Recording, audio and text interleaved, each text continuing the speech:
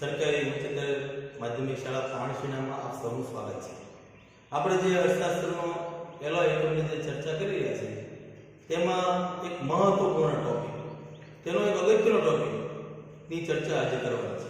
Okay, અગત્યનો એટલા માટે કે આ પ્રશ્ન દરેક એક્ઝામમાં પૂછાય છે, બોર્ડની દરેક એક્ઝામમાં આ પ્રશ્ન પૂછાય છે।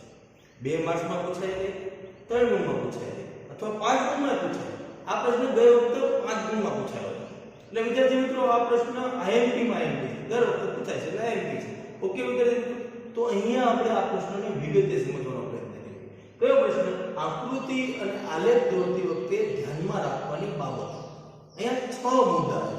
આકૃતિ અને આલેખમાં ધ્યાનમાં રાખવાની બાબતોના 6 મુદ્દા છે। ઓકે, તો 6 મુદ્દા જો 2 ગુણમાં પૂછાય તો 2 મુદ્દા લખવાના, 3 ગુણમાં પૂછાય તો 3 મુદ્દા લખવાના અને 5 ગુણમાં પૂછાય તો 5 મુદ્દા લખવાના।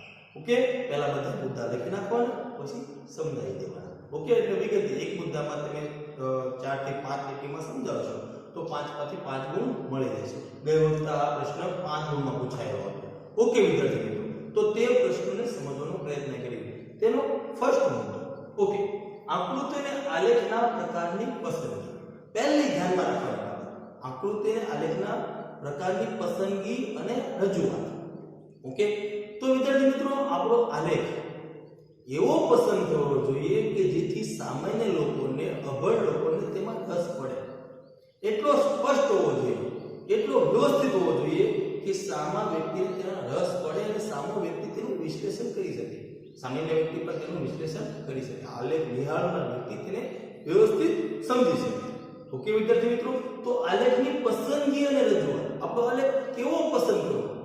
આપણી પાસે અનેક આંકડાકીય માહિતી છે અને અનેક આંકડાકીય માહિતીમાં આપણે આલેખ અલગ અલગ દોરી શકીએ।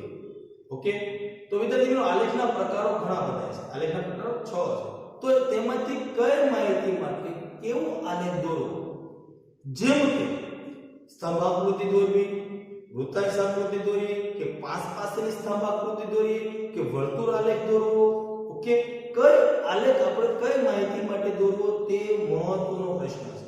હવે આલેખ એવો દોરવો જોઈએ કે જેથી સામાન્ય વ્યક્તિ સમજાય જાય અને વધુ આકર્ષક લાગે, વધુ વ્યવસ્થિત લાગે।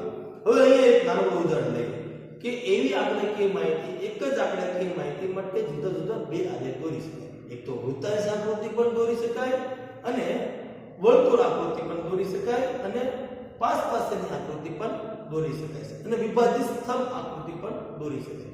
એવી એક જ માહિતી માટે તો આપણે અહીંયા કયો આલેખ પસંદ કરવો? દાખલા તરીકે વૃત્તાંશ આકૃતિ અને વિભાજિત સ્તંભ આકૃતિ એક જ માહિતી માટે દોરી શકાય છે, તો અહીંયા વૃત્તાંશ પસંદ કરવી કે વિભાજિત પસંદ કરવી, આપણે કયો સારો લાગશે તે અહીંયા દોરી શકાય। પરીક્ષામાં પણ આ પ્રશ્ન પૂછાય છે કે એક જ માહિતી માટે કઈ આકૃતિ દોરી શકાય। ઓકે, એક જ માહિતી માટે તો વૃત્તાંશ આકૃતિ અને વિભાજિત આકૃતિ, ઓકે, જે એક જ માહિતી માટે દોરી શકાય। હવે અહીંયા પસંદગી આપણે મહત્વની છે।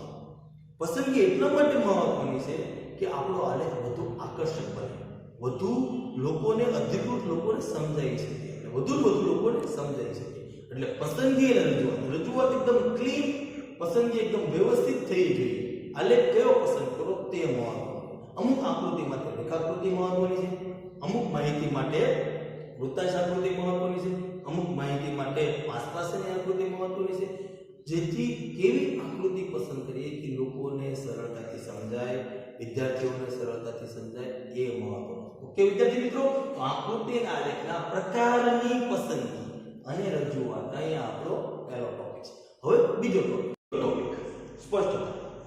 આલેખ દોરતી વખતે વિદ્યાર્થી મિત્રો આલેખ આપણો સ્પષ્ટ અને સ્વચ્છ હોવો જોઈએ। અહીંયા આલેખમાં દરેક રંગ, દરેક શેડ આપવા જોઈએ જેથી સામાન્ય વ્યક્તિને આલેખ સમજાય અને સામાન્ય વ્યક્તિ તેનું વિશ્લેષણ કરી શકે, અભણ વ્યક્તિ પણ તેને જોઈને સમજી શકે। એટલે આલેખ સ્વચ્છ અને સ્પષ્ટ હોવો જોઈએ। અહીંયા એક નાનકડું ઉદાહરણ દ્વારા આપણે સમજવાનો પ્રયત્ન કર્યો છે કે અહીંયા વય જૂથ પ્રમાણે ભારતની વસ્તી જોઈએ, વસ્તીનું પ્રમાણ, વય જૂથ પ્રમાણે ભારતની વસ્તીનું પ્રમાણ ટકાવારીમાં અહીંયા જોઈએ તો 2005 અને 2010 ના આંકડાઓ આપણને આપ્યા છે કે ભારતની વસ્તી ગણતરીમાં વય જૂથ પ્રમાણે વસ્તી કેટલી હતી તે અહીંયા આપણે સમજાવવાનો પ્રયત્ન કર્યો છે। તો સેન્સસ ઓફ ઇન્ડિયા 2011 માંથી વસ્તી ગણતરી ભારતની 2011 ની એમાંથી આંકડાઓ અહીંયા લીધા છે.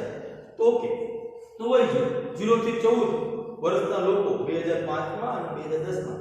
તો 2005 માં જોઈએ 32.78, 2010 માં 30.78. 15 થી 64 વર્ષના લોકોની સંખ્યા 62.44, 2010 માં 63.99. 65 થી વધુ સિનિયર સિટીઝનની સંખ્યા જોઈએ તો 2005 માં 4.78, 2010 માં 5.12. હવે આને આલેખમાં કેવી રીતે દોર્યો છે તે જોઈએ. તો આલેખ એકદમ સ્વચ્છ ક્લીન અહીંયા હોવો જોઈએ. તો અહીંયા આપણે અલગ અલગ શેડ આપ્યા છે જેથી સામાન્ય વ્યક્તિને ખ્યાલ આવે કે કયો સ્તંભ કઈ માહિતી માટે દોરવામાં આવ્યો છે. ઓકે, તો વિદ્યાર્થી મિત્રો અહીંયા OX ધરી પર સ્વતંત્ર ચલ છે, વર્ષ સ્વતંત્ર ચલ છે. વર્ષમાં 3 પેટા પ્રકાર પડે છે. એક તો 0 થી 14 વર્ષનો વય જૂથ, 15 થી 64 વર્ષનો વય જૂથ અને 65 થી વધુ. ઓકે, દરેક માટે અલગ અલગ રંગ આપવામાં આવે છે.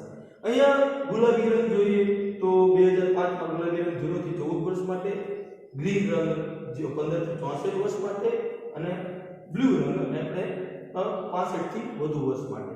દરેક રંગ અલગ અલગ શેડ આપ્યા. આ પાસ પાસની સભાકૃતિ છે, સ્વચ્છ છે અને એકદમ ક્લીન છે.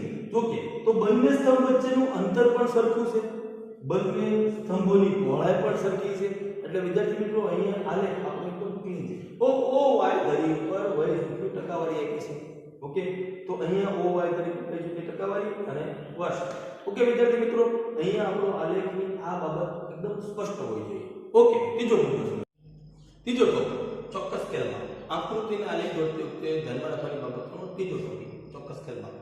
જ્યારે આપણે આકૃતિ અને આલેખનો તફાવત સમજતા હતા ત્યારે પણ આપણે જોયું હતું કે આલેખ દોરતી વખતે ચોક્કસ સ્કેલમાં લેવું જોઈએ. આકૃતિમાં ચોક્કસ સ્કેલમાં લેવું ફરજિયાત નથી, જેવું હોય તો ચાલે, પણ અહીંયા આલેખમાં ચોક્કસ સ્કેલમાં લેવું જોઈએ. એટલે વિદ્યાર્થી મિત્રો આ આંકડાકીય જે માહિતી છે ચોક્કસ આંકડાઓ પ્રમાણે દર્શાવવામાં આવી છે. ઓકે, એક નાનું ઉદાહરણ જોઈએ તો 0 થી 14 વર્ષ. તો 2005 માં 0 થી 14 વર્ષના વય જૂથ ધરાવતા લોકોની સંખ્યા 32.78 હતી.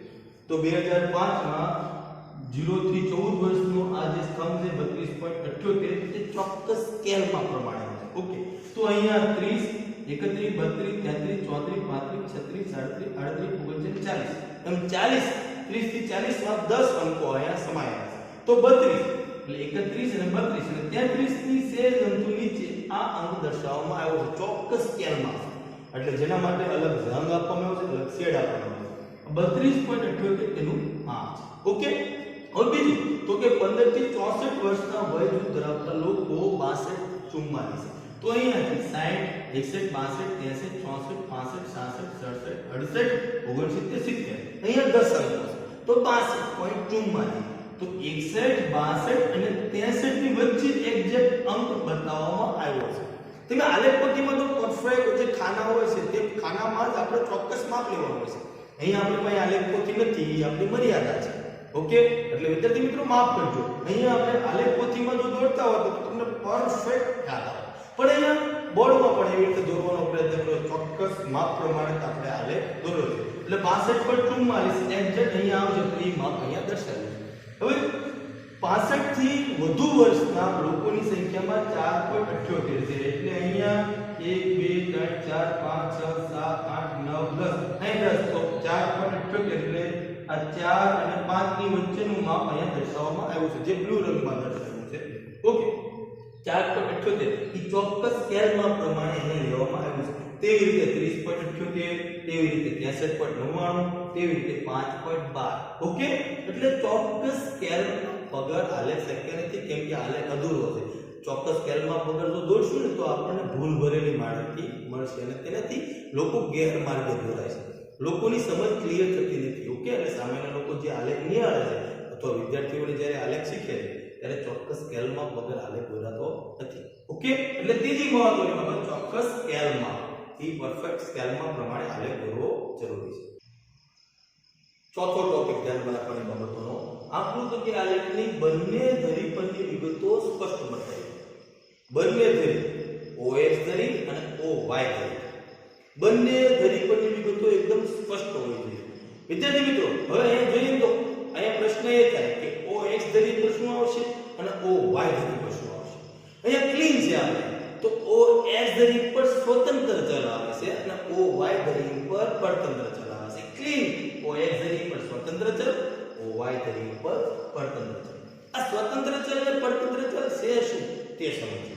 ઓકે, હવે જોજો જે અસર કરનાર છે, જે અસર કરે છે તે સ્વતંત્ર ચલ છે. બીજા ઉપર જેની અસર થાય છે તે, ઓકે, એટલે આધારને સ્વતંત્ર ચલ કહેવાય. અને આધારિત એટલે જે અસર પામનાર છે, અસર જે પામે છે તે પરતંત્ર ચલ છે. ઓકે, તો વિદ્યાર્થી મિત્રો અહીંયા બંનેને સમજીએ. અહીંયા ક્લિયર થઈ ગયું. પરીક્ષામાં એવો પ્રશ્ન પૂછાય છે કે OX ધરી પર શું દર્શાવવામાં આવે છે? તો અહીંયા OX ધરી પર સ્વતંત્ર ચલ દર્શાવવામાં આવે છે અથવા OX ધરી પર અસર કરનાર દર્શાવવામાં આવે છે. ઓકે, એવો પ્રશ્ન પણ પૂછાય કે સ્વતંત્ર ચલ કઈ ધરી પર દર્શાવવામાં આવે છે? ઉલટું કરી નાખીએ. ઓકે, તો સ્વતંત્ર ચલ OX ધરી પર દર્શાવવામાં આવે છે. બીજો એવો પ્રશ્ન કે OY ધરી પર શું દર્શાવવામાં આવે છે? તો OY ધરી પર પરતંત્ર ચલ દર્શાવવામાં આવે છે. ઓકે, તો ઉલટો કરીએ. પરતંત્ર ચલ કઈ ધરી પર દર્શાવવામાં આવે છે? તો કે OY ધરી પર પરતંત્ર ચલ દર્શાવવામાં આવે છે. એવો પ્રશ્ન પરીક્ષામાં પૂછાય છે. ઓકે, અહીંયા સ્વતંત્ર પરતંત્ર કેવી રીતે નક્કી કરીએ, અસર કરનાર કેવી રીતે નક્કી કરીએ એ જોઈએ આપણે. તો અહીંયા અસર કરે છે તો એક નાનકડો આંકડો લઈએ. વય જૂથ પ્રમાણે તો અહીંયા એકમાં બદલાવ આવવાથી બીજામાં બદલાવ આવે છે. અહીંયા વર્ષ બદલવાથી વસ્તીનું વય જૂથનું પ્રમાણ બદલાય છે. ઓકે, જોજો, વર્ષ બદલવાથી અહીંયા વર્ષ 2005 2010 તો 2005 નું અને 2010 નું એટલે વર્ષ બદલવાથી અહીંયા પ્રમાણ બદલાવાનું એટલે વર્ષ અસર કરે છે. કોના ઉપર અસર કરી? વસ્તીના વય જૂથના પ્રમાણ ઉપર. ઓકે, તો વય જૂથનું વસ્તીનું વય જૂથનું પ્રમાણ અસર પામનાર છે. તો અસર પામનાર પરતંત્ર છે, સ્વતંત્ર અસર કરનાર છે. કોની અસર થઈ? વર્ષ એટલે સમયગાળાની અસર થઈ. કોના ઉપર થઈ? વસ્તીના વય જૂથ પર. તો વસ્તીનું વય જૂથ પરતંત્ર થશે એટલે વસ્તીનું વય જૂથ ટકાવારી OY ધરી પર આવશે અને સ્વતંત્ર ચલ OX ધરી પર આવશે. એટલે સમયગાળો એટલે વર્ષ. ઓકે, વર્ષની સમયગાળો. હવે આવી રીતે અહીંયા બીજું ઉદાહરણ લઈએ તો સમયગાળો બદલાતા, વિસ્તાર બદલાતા, આ વિસ્તાર સમયગાળો એ સ્વતંત્ર ચલ છે. જોઈએ હવે એક નાનકડું ઉદાહરણ. ઓકે, તો ભારતની વસ્તી, ચીનની વસ્તી, અમેરિકાની વસ્તી અહીંયા દર્શાવવામાં આવે ને તો ક્ષેત્ર બદલાતા, સ્થળ બદલાતા વસ્તીનું પ્રમાણ બદલાય છે. એટલે સ્થળ, વિસ્તાર, ક્ષેત્ર આ બધા સ્વતંત્ર ચલ છે. વસ્તી તે પરતંત્ર ચલ છે. ઓકે, વસ્તી બદલાય છે કોનાથી? સ્થળથી. ઓકે, અથવા વિસ્તારથી. અહીંયા સમયગાળો છે, અહીંયા વિસ્તાર. એટલે વિસ્તાર હંમેશા OX ધરી પર આવે. વિસ્તાર બદલવાથી વસ્તીનું પ્રમાણ બદલાય છે. ઓકે, એટલે એ બાબત છે. અસર કરનાર હંમેશા OX ધરી પર, સ્વતંત્ર ચલ હંમેશા OX ધરી પર, પરતંત્ર ચલ હંમેશા OY ધરી પર દર્શાવવામાં આવે છે. જેનાથી બદલાવ આવે, જેનાથી ફેરફાર થાય, જેની ઉપર અસર થાય તે હંમેશા પરતંત્ર, જેનાથી બદલાય તે સ્વતંત્ર. ઓકે વિદ્યાર્થી મિત્રો, અહીં આ ટોપિક એટલે કે આકૃતિ અને આલેખની બંને ધરી પરની વિગતો સ્પષ્ટ બતાવી. અહીંયા બંને ધરી પરની વિગતો એકદમ સ્પષ્ટ છે. ઓકે, એટલે આપણને સમજાઈ જશે. ઓકે વિદ્યાર્થી મિત્રો, પાંચમો ટોપિક છે આંકડાકીય માહિતીનો સ્ત્રોત. હવે જો આલેખ દોરતી વખતે આંકડાકીય માહિતી કેમાંથી મેળવી છે? આંકડાકીય માહિતી વિશ્વસનીય હશે ને, કોઈ ચોક્કસ આંકડાઓ વિશ્વસનીય અને પ્રમાણિત આંકડાઓ હશે ને તો આપણો આલેખ અધિકૃત બનશે. વ્યવસ્થિત એનું વિશ્લેષણ લોકોને સમજાઈ જાય તેવું છે. હવે આંકડાકીય માહિતી જ્યારે દરેક આલેખ દોરીએ ને, દરેક આલેખની અનુસૂચિ દોરીએ ને ત્યારે નીચે તેનો સ્વરૂપ દર્શાવવામાં આવે છે. આપણા પાઠ્યપુસ્તકમાં આપણે દરેક આલેખમાં તેની નીચે તેનો સ્ત્રોત દર્શાવવામાં આવ્યો છે. આપણે પહેલા એકમની વાત કરીએ તો પહેલા એકમમાં જેટલા આલેખ દોર્યા છે ને મોટા ભાગના આલેખ કાલ્પનિક એવો સ્ત્રોત છે. એટલે કે આપણે ખાલી સમજવા મૂકતો એના આલેખ છે. પણ અહીંયા આપણે જો આપણા વય જૂથ પ્રમાણે ભારતની વસ્તી ટકાવારી અહીંયા સ્ત્રોત આપ્યો છે સેન્સસ ઓફ ઇન્ડિયા 2011. એટલે આ આંકડા પરફેક્ટ છે. આ આંકડાઓ એકદમ સાચા છે, અધિકૃત આંકડાઓ. કેમ? શા માટે? તો અહીંયા સેન્સસ ઓફ ઇન્ડિયા, ભારતની વસ્તી ગણતરીના આંકડાઓ છે.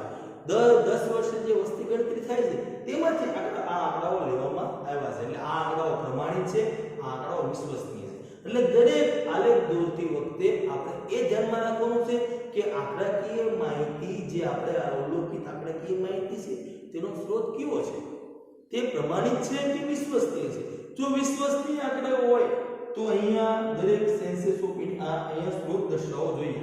માનો કે વર્લ્ડ બેંકના આંકડા હોય તો વર્લ્ડ બેંકની વેબસાઈટ પરથી લેવા, તો અહીંયા વર્લ્ડ બેંક. કોઈ આર્થિક સર્વેના આંકડા હોય તો અહીંયા આર્થિક સર્વે 2014 એવું લખો આપણે બેકારીના એકમમાં છે કે આંકડાકીય માહિતીનો સ્ત્રોત, તો અહીં આપણે ભારતનો આર્થિક સર્વે 2014 તેમાંથી લીધા છે. એટલે દરેક માહિતી પ્રમાણિત માહિતી જો આલેખ દોરતી વખતે આપણા આંકડાકીય માહિતીનો સ્ત્રોત દર્શાવવો ખૂબ જરૂરી છે. એટલે માહિતી વધુ અધિકૃત બને અને આલેખ વધુ સ્પષ્ટ થાય. ઓકે વિદ્યાર્થી મિત્રો, આ ટોપિક અહીં. વિદ્યાર્થી મિત્રો, છઠ્ઠો અને છેલ્લો આંકડાકીય માહિતી ગણવાની રીત દર્શાવી. હવે દરેક આલેખ દોરતી વખતે આપણે આંકડાકીય માહિતી ગણવાની રીત, આંકડાકીય માહિતી મેળવી કેવી રીતે, આંકડાકીય માહિતી ગણવાની રીત કઈ હતી તે મહત્વનું. એક તો આપણે વિશ્વસનીય આંકડાઓ મેળવવા પડે, પ્રમાણિત આંકડાઓ મેળવવા પડે જેથી અધિકૃત આલેખ બને. ઓકે, તો આંકડાકીય માહિતી ગણવાની રીત દર્શાવવી ફરજિયાત છે. જેથી આપણે કોઈ પણ બુકમાં આલેખ મૂકવો હોય ને તો તે આલેખની આંકડાકીય માહિતી કેવી રીતે મેળવી તેની ગણવાની રીત તે આલેખની નીચે મૂકવી જોઈએ, જેથી આલેખ વ્યવસ્થિત સામાન્ય લોકોને પણ ખ્યાલ આવે. ઓકે, તો જો હવે અહીંયા આંકડાકીય માહિતી ગણવાની રીતમાં અર્થશાસ્ત્રમાં આંકડાશાસ્ત્રનું મહત્વ છે. ઓકે, જેમ કે આંકડાકીય માહિતી ગણવાની રીતમાં કયા આંકડાકીય સાધનોનો ઉપયોગ થયો છે. ઓકે, આંકડાશાસ્ત્રીય કયા સાધનોનો ઉપયોગ થયો છે તે દર્શાવવું જોઈએ. ઓકે, સહસંબંધાંક છે, મધ્યવર્તી સ્થિતિમાનના માપો છે, પ્રસારમાનના સ્થિતિમાનના માપો છે. ઓકે, અહીંયા પ્રમાણ વિચલન, એ કયા સાધનોનો ઉપયોગ થયો છે, બહુલક છે, બહુકોણ છે, કયા સાધનોનો ઉપયોગ થયો છે તે આપણે ચોક્કસ બતાવવું જોઈએ. ઓકે, એટલે આલેખની આંકડાકીય માહિતી એકદમ સ્પષ્ટ થશે, લોકોને સમજાશે. એટલે આંકડાકીય માહિતી ગણવાની રીત દર્શાવવી, દરેક આલેખમાં આંકડાકીય માહિતી ગણવાની રીત દર્શાવવી ફરજિયાત છે, જેથી આપણે સામાન્ય લોકોને સમજાવી શકીએ. ઓકે વિદ્યાર્થી મિત્રો, અહીંયા આપણે આ 6 મુદ્દાની પૂર્ણાવતિ થઈ હતી. 6 મુદ્દા આંકડાકીય આલેખ અને આકૃતિ ધ્યાનમાં રાખવાની બાબતો છે. ઓકે, આ વિડિયો જોયો અને આ મુદ્દાને સમજવાનો પ્રયત્ન કર્યો એ બદલ તમારો ખૂબ ખૂબ આભાર. જય હિન્દ, જય ભારત.